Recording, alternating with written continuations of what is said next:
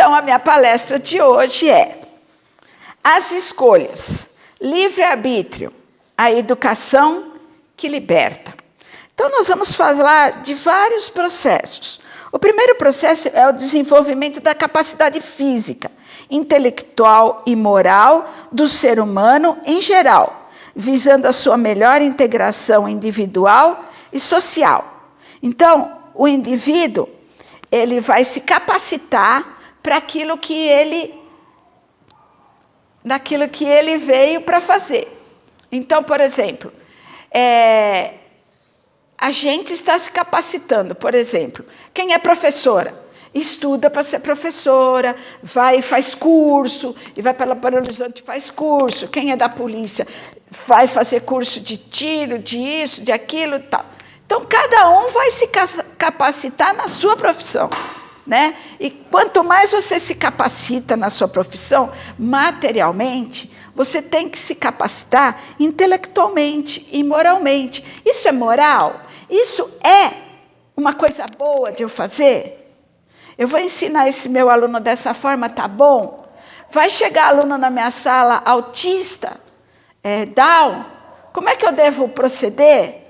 Então, aquele que é interessado no seu serviço vai também atrás da parte moral, da parte intelectual do seu serviço.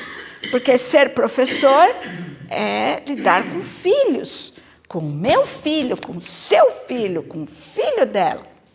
São ideologias diferentes, educações diferentes, técnicas diferentes, mas ele tem que aprender o beabá, ler e escrever.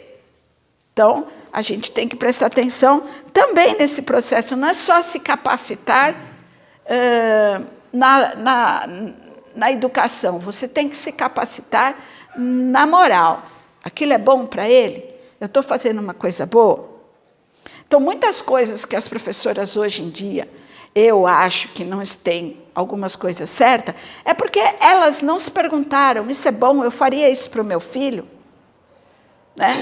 Porque a gente tem que pensar assim, como a gente fala assim, como você sabe que você está fazendo uma coisa boa? Você nunca vai saber se eu estou agindo certo ou se eu estou agindo errado. Você só vai saber se você perguntar, eu faria isso para mim? Eu lembro de uma história, eu vou contar a história rapidinho. Eu lembro de uma história que foi o seguinte, eu tinha um amigo que veio para cá, abriu uma firma. Aí ele falou assim para mim, eu tenho aqui R$300, eu não lembro quanto era, não dinheiro. Tem esse dinheiro aqui, você faz uma cesta de Natal para mim dar para um amigo? Faço. Eu fui no mercado e comprei coisas, por exemplo, mais inferior do que eu compraria para mim, mas eu achei que ele queria uma cesta grande, com mais coisas. Então, eu fiz o dinheiro render de uma certa forma, que fosse bom para a pessoa, mas que tivesse mais coisas, né? Aí, fiz a cesta, embrulhei, fiz um laço lindo, como eu costumo fazer e tal. Está aqui sua cesta, está aqui a notinha. Obrigada. Ele pegou a cesta e me deu. É para você. Eu falei, muito obrigada, mas se eu soubesse que era para mim, eu tinha comprado outras coisas. Olha só, tá vendo? Se eu tivesse feito para mim, como ele pediu, eu teria feito uma cesta menor, com umas coisas que eu gostasse mais, né?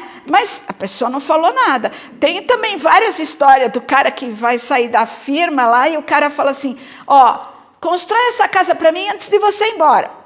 E ele, com pressa, foi lá e construiu a casa de qualquer jeito e tal. Está pronta a casa, agora eu posso me aposentar? Pode, está aqui a chave da sua casa. E aí, se ele tivesse feito com capricho, telhado bonito e tal, era para ele, né? Então, a gente tem que prestar atenção nisso, que a gente tem que fazer para os outros aquilo que você quer para você. Ou, se você sabe o gosto das pessoas, você fala, ela gosta de verde, então eu vou fazer uma sacola verde para ela. Né? Então, isso é muito interessante. Mas voltando à palestra, a educação traz o aperfeiçoamento integral do espírito humano.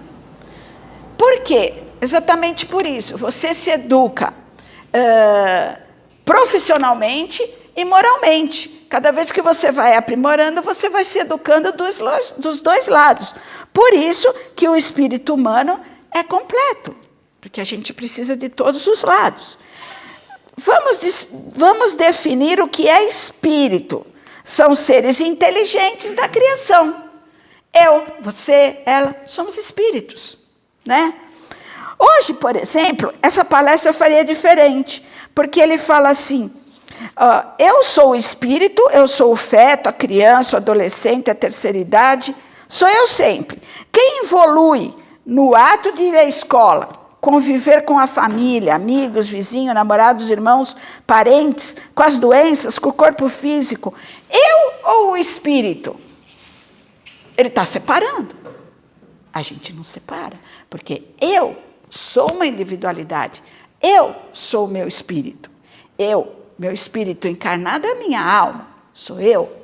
Eu posso estar com esse corpo aqui hoje, meio gordinho, meio baixinho, mas eu já fui alta, bonita, sei lá. Ou fui mais feia, ou fui homem, ou não fui. Mas sou eu. É o meu espírito infinito. Eu vou nascer e morrer ainda muitas vezes, porque estou muito devagar, né? Nessa encarnação. Nós estamos andando rápido para a gente evoluir mais, para a gente encarnar menos, vamos dizer assim. A gente poderia fazer isso tudo sozinho? Estudar, aprender? Poderia ficar na minha casa fechado, como na pandemia. O que a gente aprendeu na pandemia, fechada em casa? A gente trabalhou no computador, a gente não conviveu, a gente sentiu falta das pessoas, a gente sentiu falta do ar, do vento, da grama, da terra. Se deprimiu. Então, o que a gente aprendeu nessa pandemia, ficando sozinho, fechado em casa? A gente aprendeu que a casa da gente é o melhor lugar que existe. Porque se a gente está em casa e a gente batalha para a sua casa ser uma casa legal, que você tem conforto, é ali que você vai viver, com a sua família. Quantos divórcios tiveram? Muitos. Porque quando você trabalha fora de casa, vê sua mulher só de noite, ou vê seu marido só de noite, é uma coisa. Agora, quando você convive, acorda e dorme todos os dias, nossa, teve divórcio de montão. Não vou dizer que é um saco. Eu, por exemplo, a minha vida, eu trabalhei com meu marido a vida inteira. Então, a gente dorme e acorda juntos. Então, para mim, eu tirei de letra. Tirei de letra. Agora, quem não estava assim, sofreu um pouquinho, né? A gente que já está ali, já sabe o que ele vai falar? Ele vai falar isso. E eu vou responder aquilo. Então, fica fácil, né? Fica mais tranquilo. Então, para fazer boas escolhas, que é o livre-arbítrio, o que eu preciso? De conhecimento, certo? Quanto mais eu tenho conhecimento, melhor são as minhas decisões, mais assertivas, certo? Por exemplo, para escrever eu tenho pouco conhecimento. Então, quando eu não sei escrever uma palavra, eu falo, Armando, como é que se escreve essa palavra? Ele fala com C cedilha. Então, tá vendo? Eu tenho os prós e os contras, né? Quando eu não sei fazer uma palestra, eu falo, Armando, o que quer dizer isso aqui? Quer dizer que nós temos mais prós do que contras. Com certeza, com certeza. Senão não estaríamos juntos há 45 anos.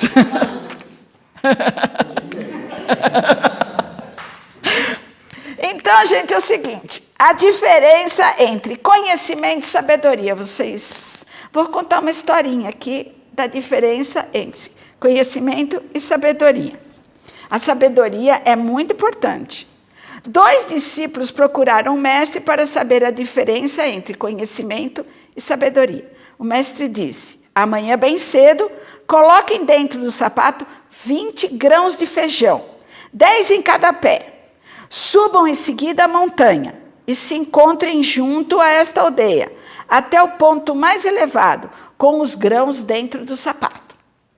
Foram dormir, no dia seguinte meteram os grãos no sapato e foram. Lá pela metade, um deles estava padecendo, com sofrimento atroz, Seus pés estavam doloridos e ele reclamava muito. O outro subia naturalmente a montanha. Já pensou? 10 grãos de feijão no pé, que delícia.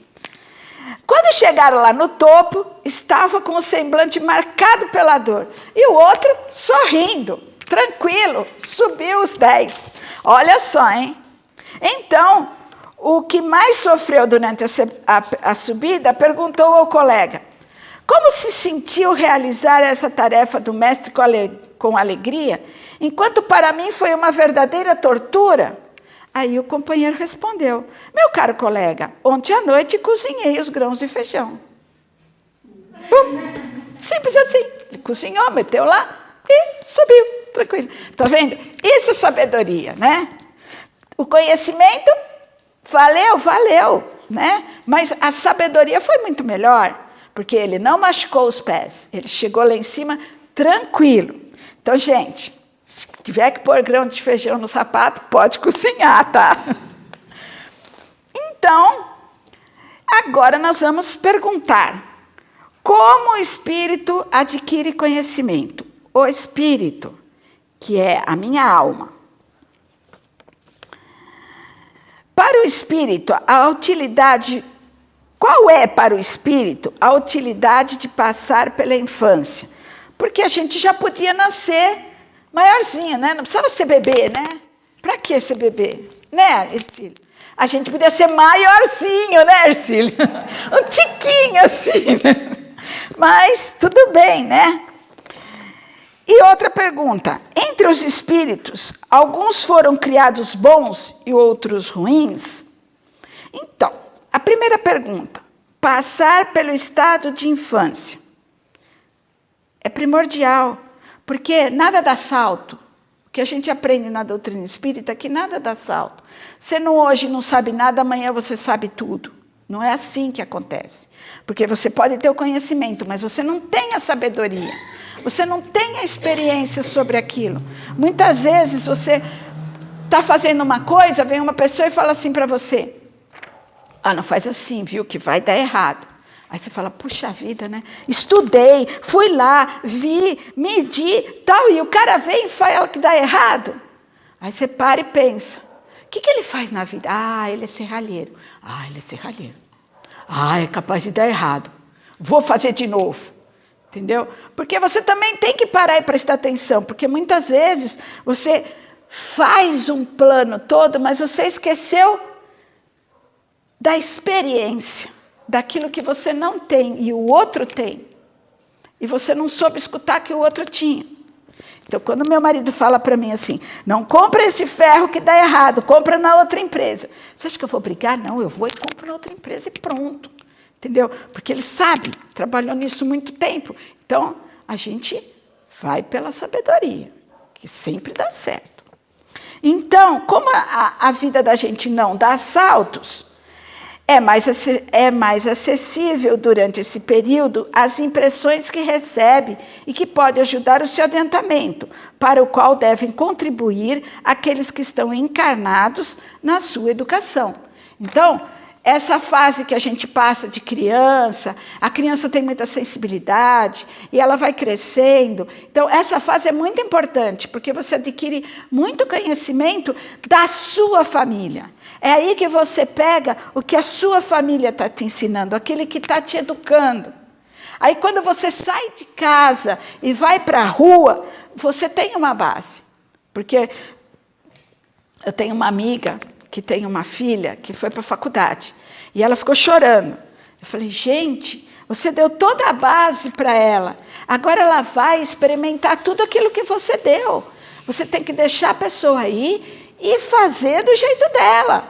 Porque ela sabe o que é certo e o que é errado. Porque você criou do seu jeito. Quando ela vai lá fora, ela vai errar? Claro que ela vai errar. Mas ela vai ter a oportunidade de corrigir o seu erro, certo? Então, é muito importante essa fase. E os espíritos? Alguns nascem bons e outros ruins? Não.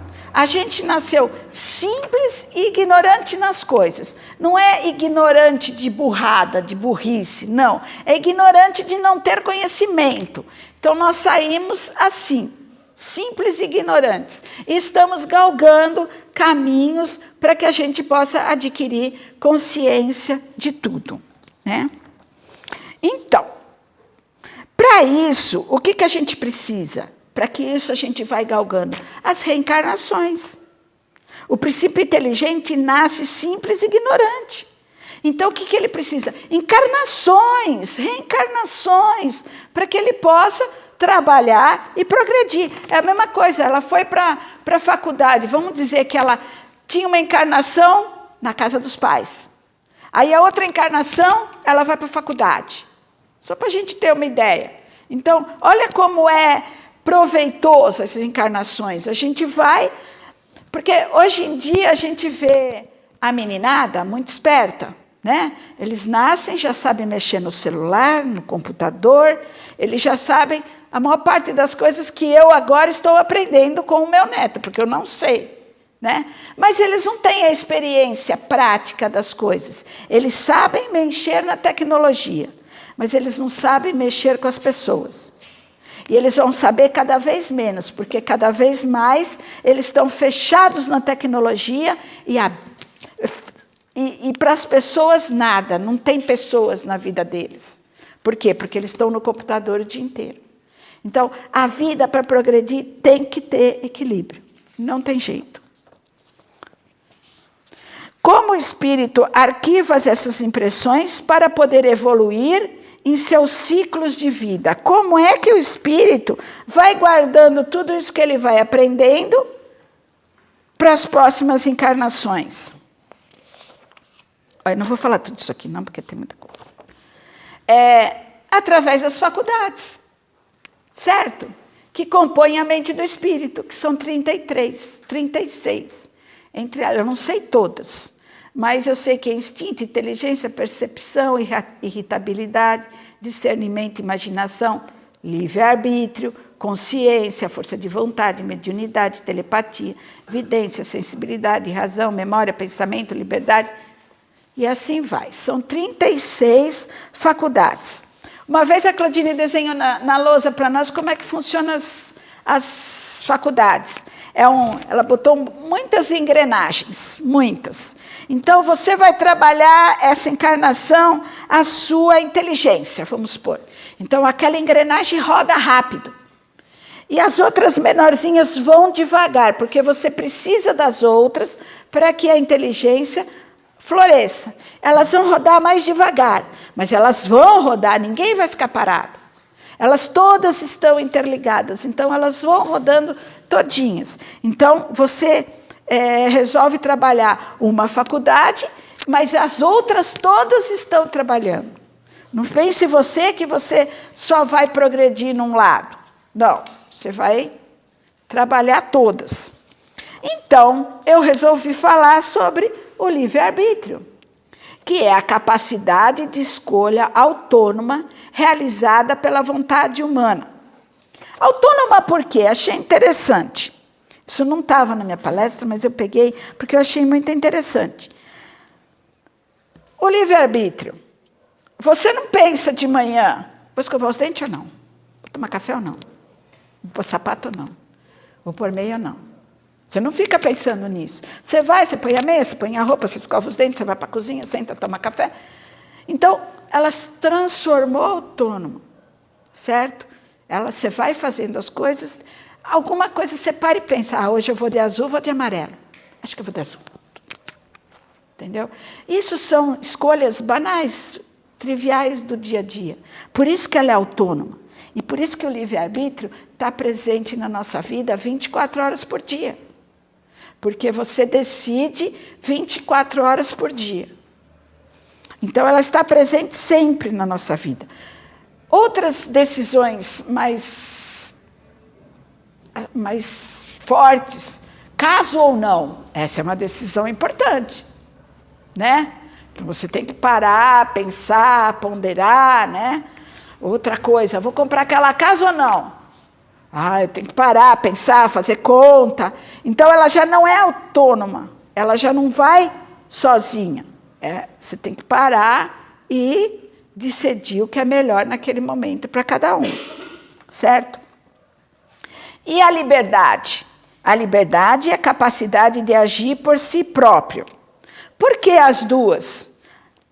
Livre-arbítrio e liberdade. Né?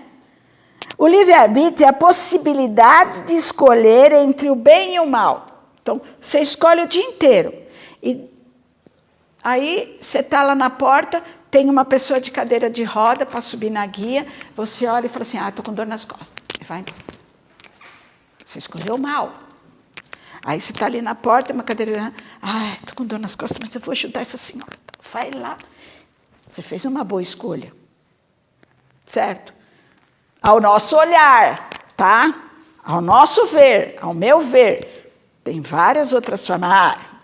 Tem gente que acha que é, para que eu vou ajudar ela? Certo? Mas ao nosso ver, é essa capacidade de escolher entre o bem e o mal. E a liberdade? É o bom uso do livre-arbítrio. Então, você é livre para decidir o que você quiser. O que você quiser. Mas quanto mais você aprende, quanto mais você tem conhecimento, quanto mais você sabe da vida, você decide melhor. Você pratica o seu livre-arbítrio e usa a sua liberdade. Né?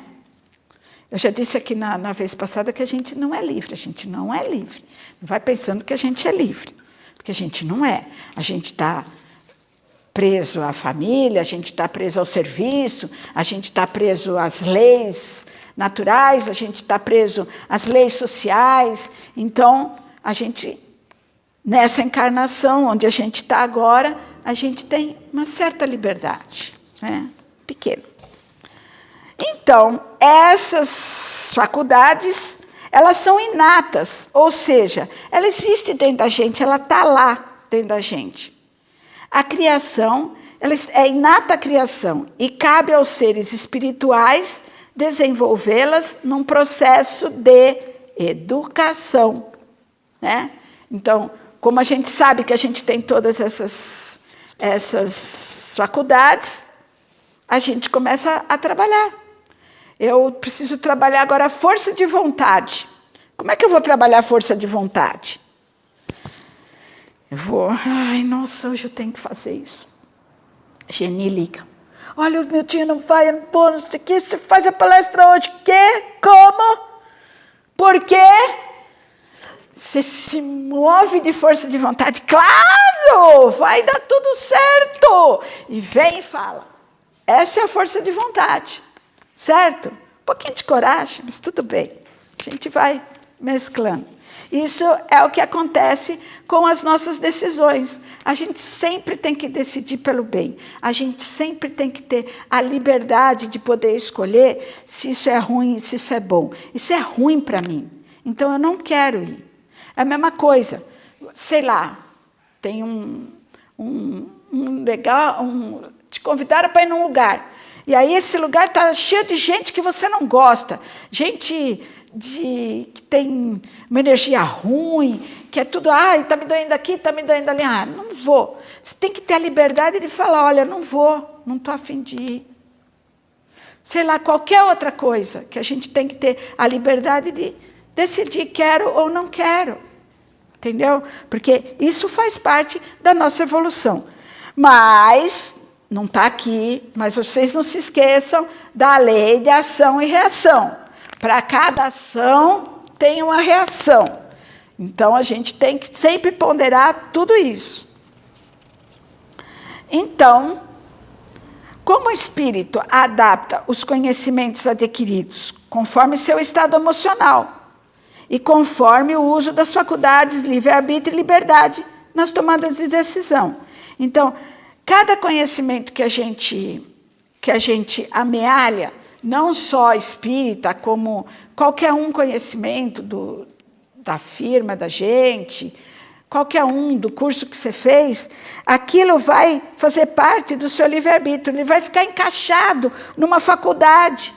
Então, aquele conhecimento não se perde. Você não usou ele agora, mas daqui a pouco você vai se lembrar dele, você pesca ele.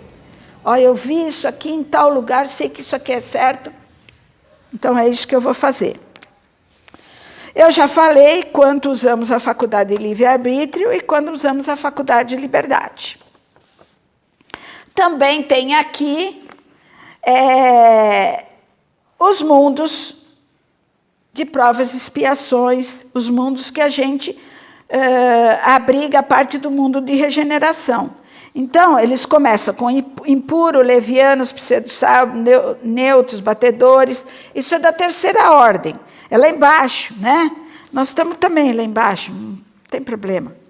Aí depois vem os primitivos, os emergentes, os espiões, os expiações e provas, regeneração, crescimento moral, felizes e angélicos. Provas e expiações é o que a maioria está no momento, só que é expiações e provas, não é provas e expiações, está vendo como conhecimento já? Porque você primeiro expia, depois você prova, é que nem na escola. Você aprende matemática. Aí depois que você acabou o semestre, você faz a prova, para saber aquilo que você aprendeu. Por isso que é expiações e prova. Você expia, depois você prova. Se você aprendeu, se você não aprendeu, você expia de novo. E tudo bem, né? É isso aí.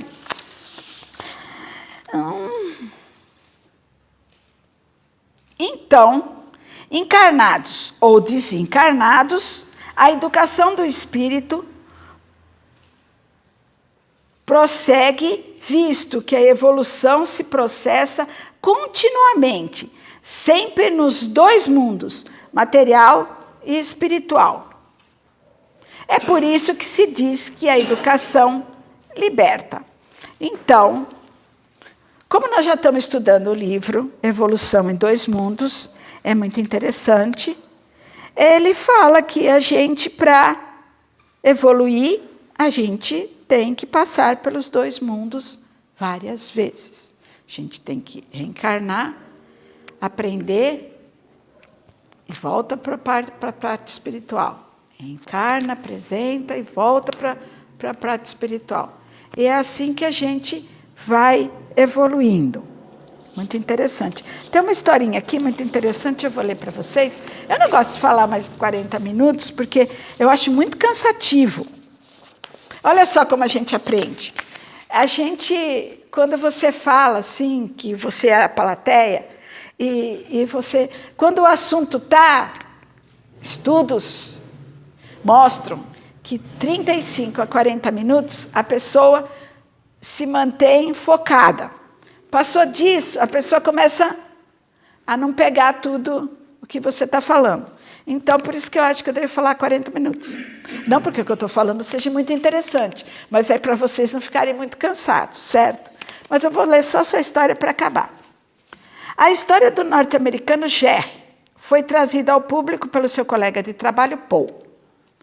Conta a ele que seu amigo sempre tinha algo de positivo para dizer. Quando alguém perguntava, como vai você? E ele prontamente respondia, eu vou muito bem. Jerry era gerente de uma cadeia de restaurante, todos os garçons seguiam o seu exemplo, porque ele era verdadeiramente motivador. Seu lema era, toda manhã ao acordar, penso que eu tenho duas escolhas, viver muito bem o dia ou viver mal. Sempre que acontece algo desagradável, posso escolher ser vítima da situação ou aprender algo com isso. Sempre escolho aprender algo. Certo dia, o Jerry deixou a porta dos fundos aberta e foi rendido por 3 assaltantes armados. Tentando abrir o cofre, sob a mira de armas, ele ficou nervoso e errou a combinação. Os ladrões entraram em pânico e atiraram nele e fugiram. Socorrido a tempo, depois de 18 horas de cirurgia e algumas semanas de tratamento intensivo, Jerry foi liberado do hospital. Um amigo foi visitá-lo e perguntou o que se passara por sua mente quando os ladrões invadiram o restaurante. A primeira coisa que me veio à mente foi que eu deveria ter trancado a porta dos fundos. Depois, enquanto estava baleado no chão, lembro-me que tinha 2 escolhas. Eu poderia escolher viver ou poderia escolher morrer. Escolhi viver.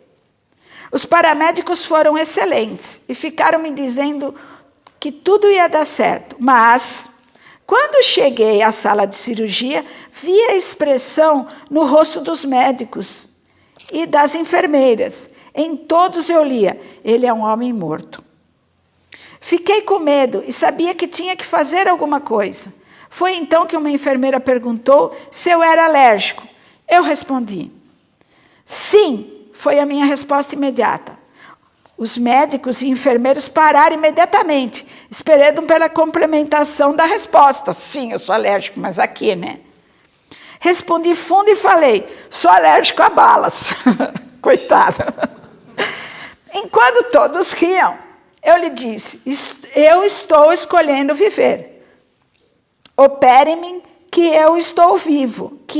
Opere-me como se eu estivesse vivo e não morto. Porque todo mundo, ele devia estar cheio de bala, todo mundo já achou que ele não ia dar conta.